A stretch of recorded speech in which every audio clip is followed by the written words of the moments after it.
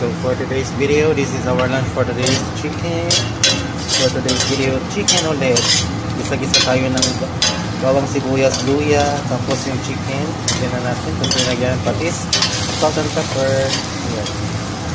Then, lagyan na natin yung patatas. Ayan.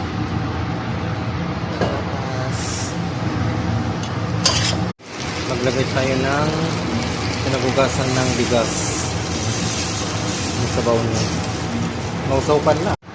Then, naglagay ako ng siling haba. Yeah. This is the long chili. So, yan. Nagkulo na yung ating sinabawan. Lalagay natin ang repolyo.